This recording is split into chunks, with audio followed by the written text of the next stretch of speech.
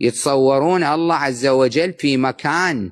سألوهم وين الله عز وجل؟ أنا شفت واحد في المدينة المنورة، كنا طالعين من المسجد النبوي الشريف أنا مع أحد الأصدقاء اللي الآن موجود بالمسجد، طالعين الضحى من المسجد النبوي الشريف، شفنا واحد واقف، موقف له اثنين ما أدري جزائريين مغربيين، قاعد يسولف وياهم، يقولهم الله في السماء ترى مو بكل مكان. فهذا الصديق اللي وياي قال له يا شيخ الله بكل مكان. شرد عليه قال هذا كفر، الله بكل مكان كفر، بس الله بالسماء لا مو كفر. الله بالسماء عز وجل هذا معناه الله عز وجل إلى حيز إلى مكان. نسأل هذا المكان مو كل جسم يشغل حيزا من الفراغ يريد له مكان؟ هذا المكان قديم أو حادث؟ إذا تقولون قديم، قديم يعني ما له أول، يعني ما له خالق، هو هذا المكان صار إله، اللي ما له خالق هو إله صار. إذا تقولون لا حادث، منو سواه؟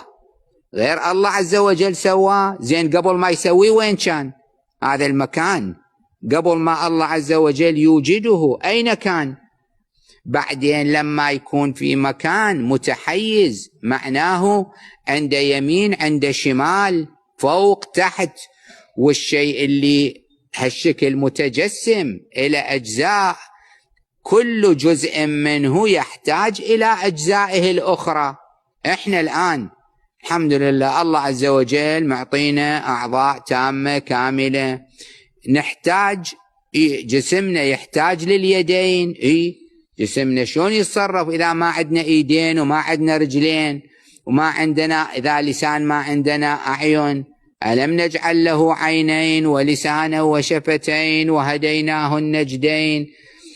الشيء اللي يكون جسم معناه كل جزء منه يحتاج إلى أجزائه الأخرى.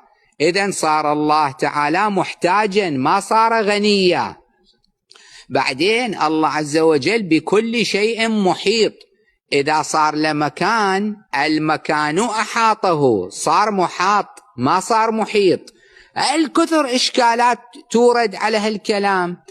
التوحيد منو يعلم التوحيد؟ أهل البيت عليهم السلام.